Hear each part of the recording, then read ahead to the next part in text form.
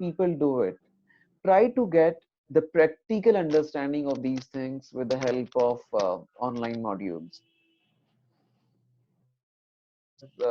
at free of cost in YouTube.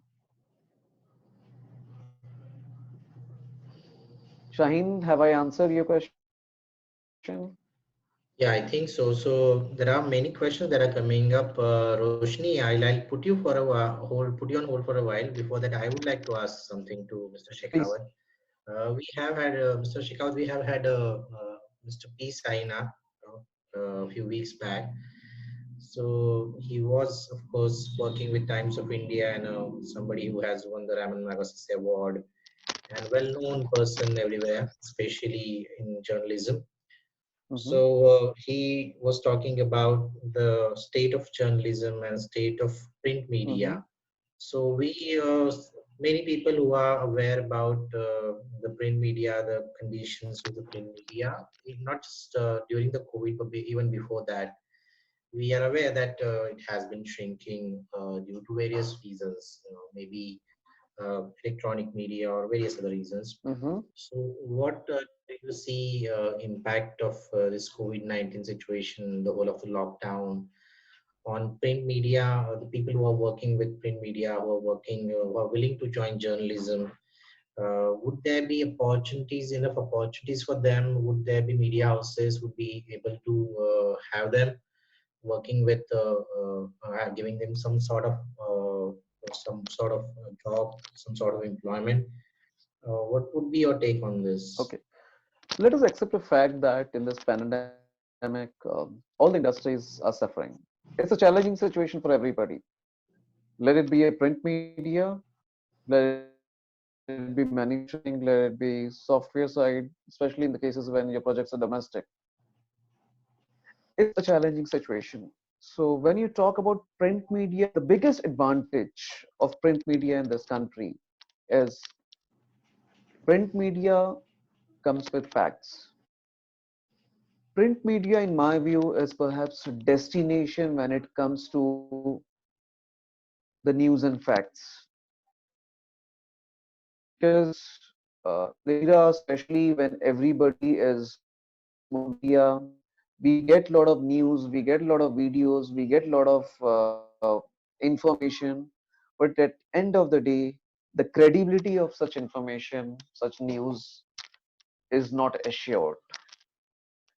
And in such scenario, print media comes with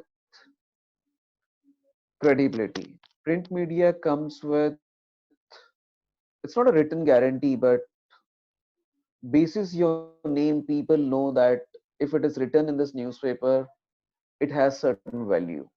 So my point is, yes, there are opportunities in print media, though currently it's certainly a challenging situation, certainly a challenging time.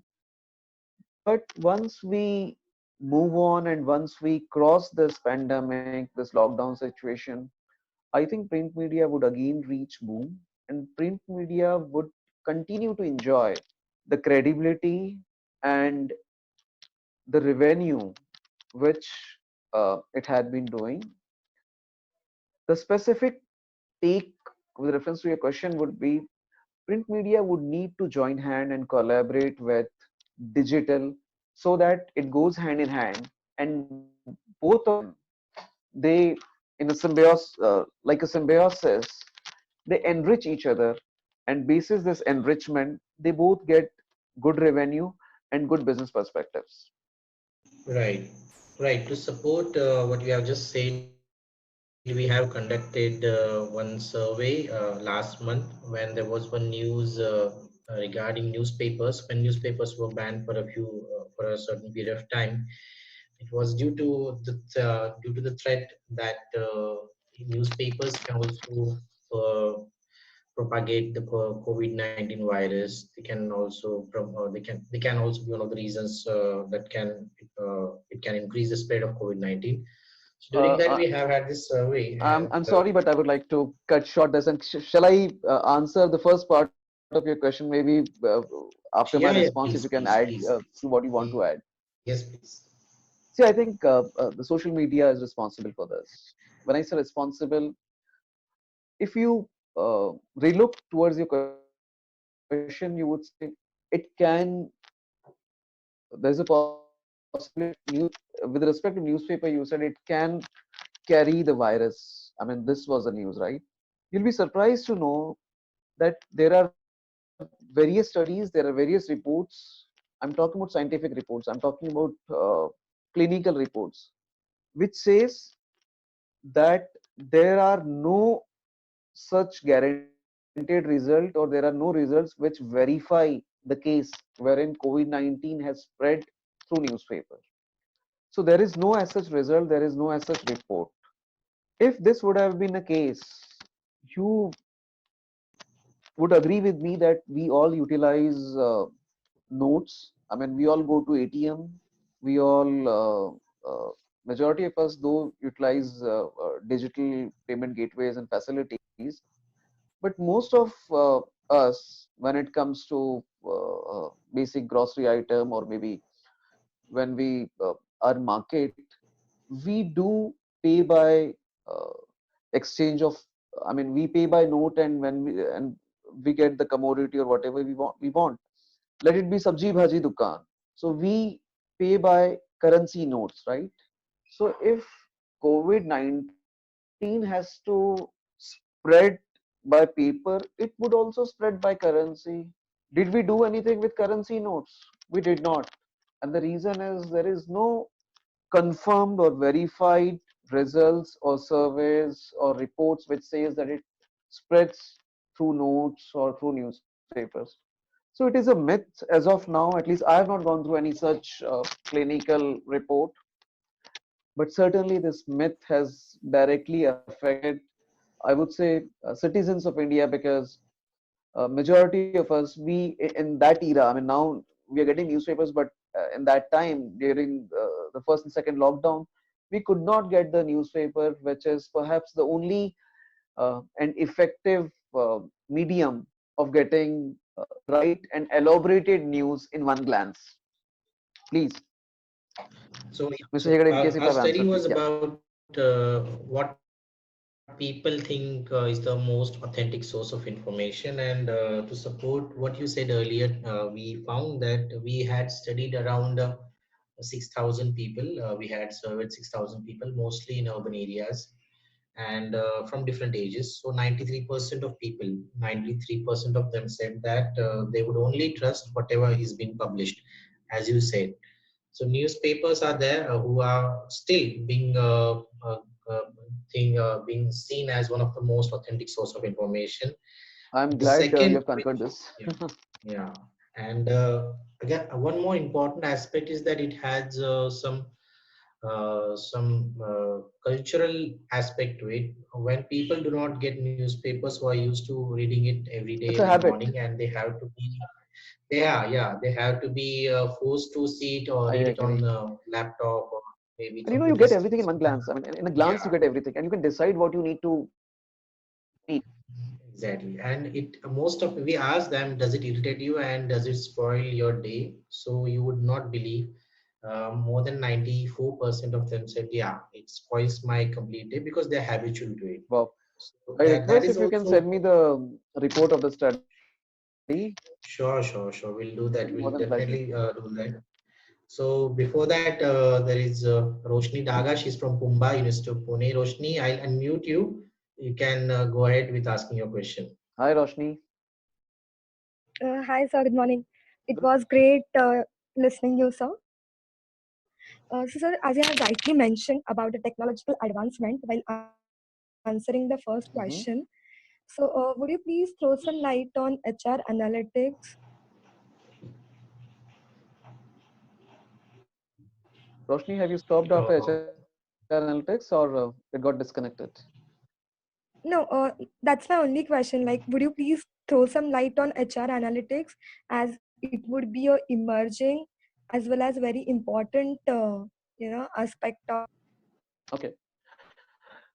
So, Roshni, in last 3 to 4 years, analytics have certainly come as a very important vertical, very, very important area. There was a time when there was no specific position in HR for analyst as such.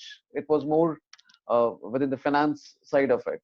But last 4 years, I've seen across industries, this position has been created, and the purpose is to provide right analysis, that too proactively for the business. And Mhm. I mean, now it is integral part of HR. Without analytics, it's very difficult to move even a single step.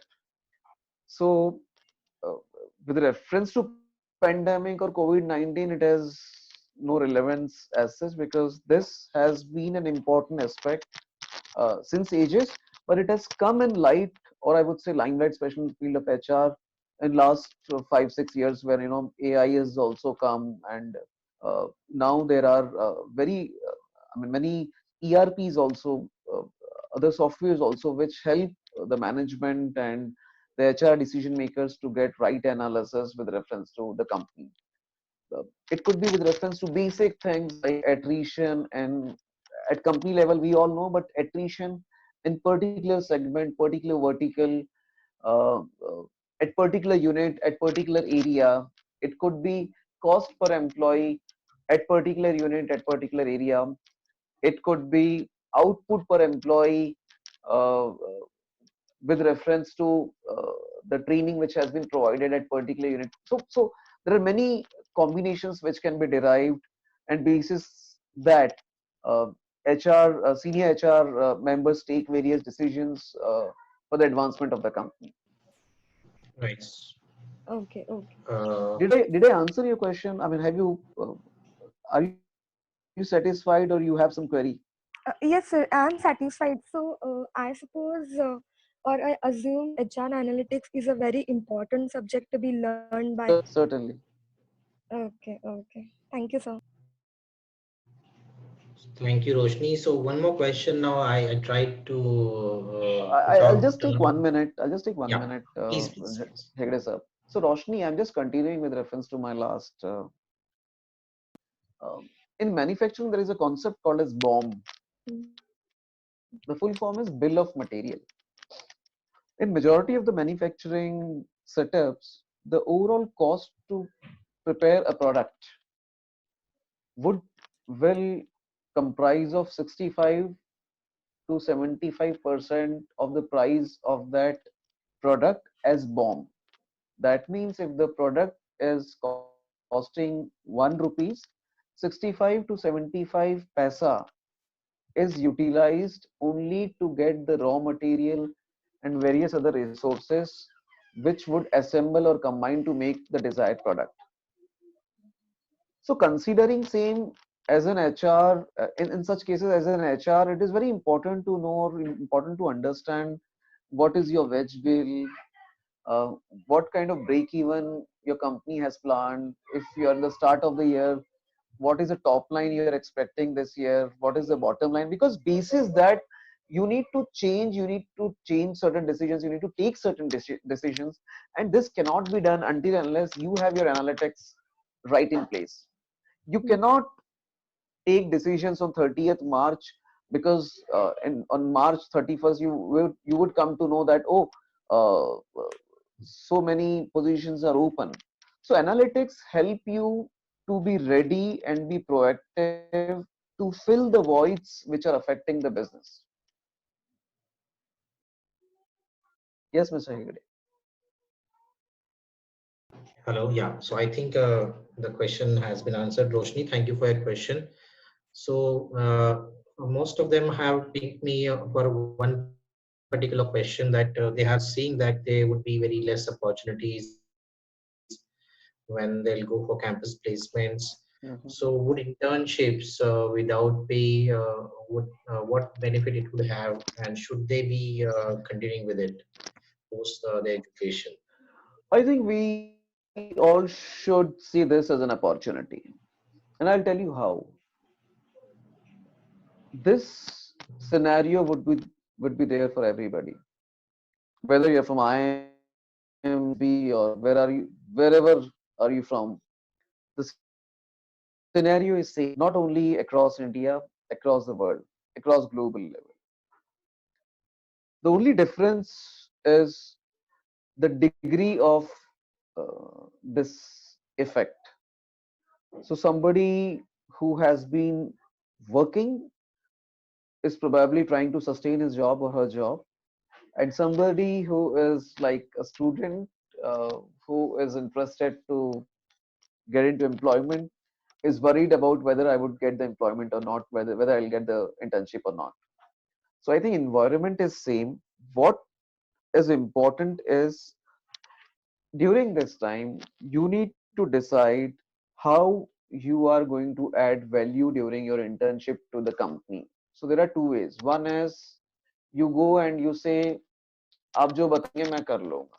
Second is, if you know how XYZ your particular industry has been affected in this pandemic, in this lockdown, and how you can add value by your internship, maybe in terms of analytics, maybe in terms of certain other value add from, let's say, industrial engineering perspective, maybe through management consulting perspective, through HR research perspective. So whenever you go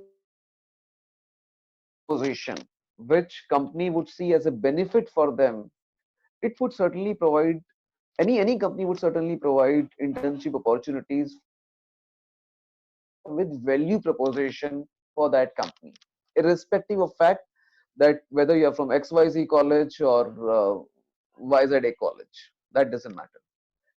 Yes, I agree, opportunities are less, but also it is an opportunity for us to adapt ourselves with the coming business environment and make ourselves more flexible and competitive and capable to sustain in such environment. So it is again like survival of fittest, what Darwin has said long back. And the survival can happen only with the value addition, irrespective of the fact whichever industry you're working in. Right. So there are कहते यूं ही नहीं मिल जाती राही को मंजिल, पाने के लिए उसे जुनून के साथ एक सदी लड़ना पड़ता है. So you need to so true. add value. So there have been few questions regarding the skill sets, and one more study. I'll refer to one of the studies that we have conducted across 5 cities: Delhi, NCR, Mumbai, Pune, Bangalore. Mm-hmm. So that it says that we have come across 13,000 people, and we understood as a Center for Advanced Studies in Policy Research that economy is one of the core areas that we are working on, we are researching on. Mm-hmm. So there are approximately 10% people who run the whole of the economy. That is the middle class that we have. I'm sorry, I've lost your voice. 10% 10 people? people, 10% people of the Mm-hmm. population who run the economy, who are the consumers, who are the middle class, upper Mm-hmm. middle class. Mm-hmm. And there has been studies going on in regards to migrants, agriculture farmers, etc. But there has been no specific data as of now because of the situation regarding the organized sector as well. In the meantime, we spoke with the employees. We spoke with 13,000 employees, and we asked specific questions about them, uh, in particular to education, manufacturing, IT, ITES sector, and travel and tourism, hotel and tourism sector. So there has been some interesting findings now. 93% of people from education sector already said that their wages, the salaries have been disrupted. Either they have been getting some amount or it has been put on hold. Mm-hmm. And then one of the questions was about some other skill sets other than their own profession. So we Mm-hmm. found out that most of the people who are into hotel and tourism sector said that they would be able to attain some other skill set and would be able to do some get into some other profession if the situation Mm-hmm. persists. So in regard to that, now since we are having so many people who are into their post graduation or there are people who are there in their early stage of careers. So what is importance of attaining some other skill sets, I would say that, especially in this time? okay, accepted. I think it's a good question, and it's a very relative question. When I say relative, there was a time when people used to say do what you like. So if your passion lies in civil services, you prepare for civil services. But I think time has come when it's important to do what you like. But when it comes to doing professionally you should do what is right, not only what you like. The reason is there's a possibility what you like may not provide you a good career, but what is right for you, when I say right, certainly depending on your skill sets, your competency, and the market. For example, you have the competency of pilot, but there is no airline company in your city, so there's no point. What is right means whatever skill sets and competencies you have, and at the same time there's a market requirement also, because that would provide you a career, that would provide you opportunities in the employment, and on offside you can do what you like. In very select cases, in certain cases there's a possibility what you think, what you wish, you can do that, you can get opportunity in that field, that perspective. But due to pandemic, such cases or such situations would be very limited. And as sir has rightly asked, sir has rightly framed it, it's important to learn other skills. When I say other skills, please check the market. On a daily basis things are changing. Understand what is needed, understand what is required. Just a small example, digital world is growing very fast in this pandemic.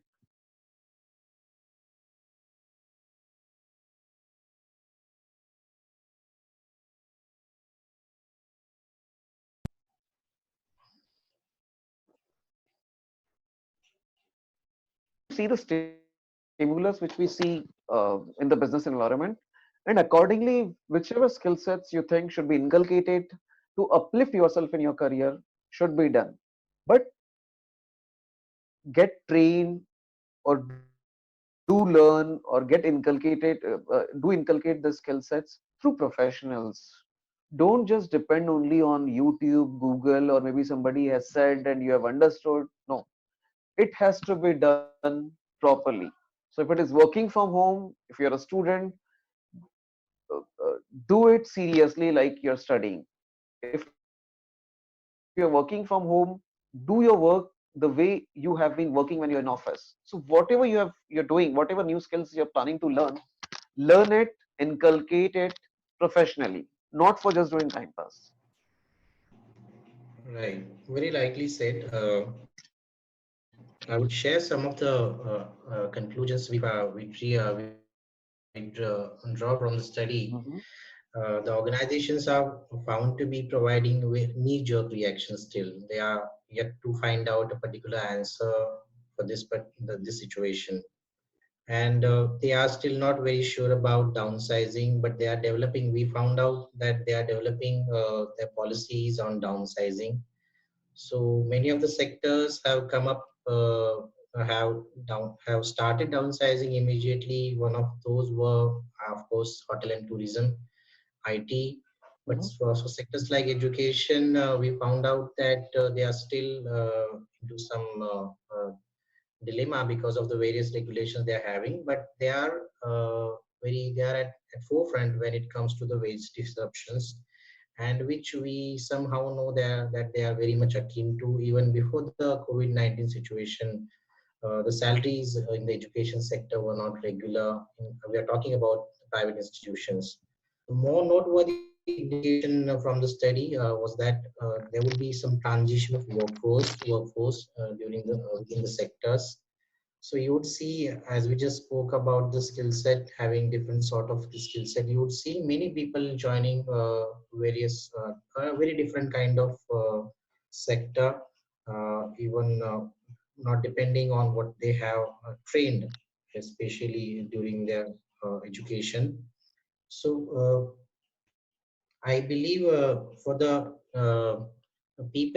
students who are coming out of institutions, it would be a rather good time so that they can uh, some brush off their skills and learn something new, because it would be very different kind of scenario for somebody who is at middle age and having some responsibilities, as you said in the beginning, having loans, etc. So, what would be your advice to the students who are coming out of colleges right now? Okay, I think I'm not that big to give advice, but whatever little I know, I'll be sharing that. Hypothetically, let's take a case wherein there is no pandemic situation and all the students, they're trying for their placement, they're trying to get good job, right? And there's a competition.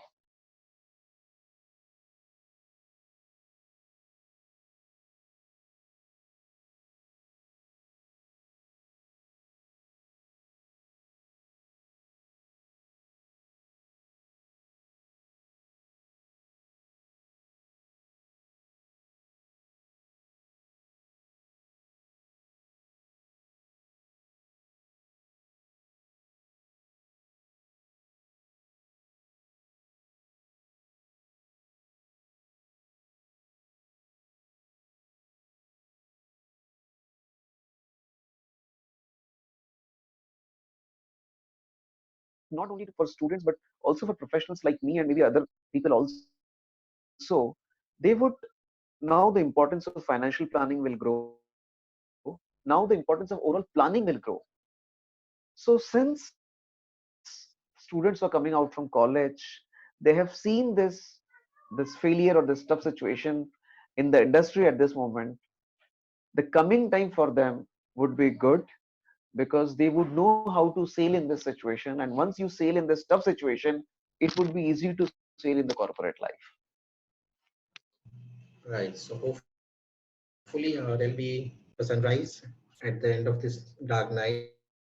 So we are running out of our time. So summing up the whole of the discussion, Mr. Shekhawat has given us some important insights, and I think that we haven't come across. We have been doing so many webinars, but these are some unique points that he has mentioned that we should be focusing on, especially the people who are joining the workforce.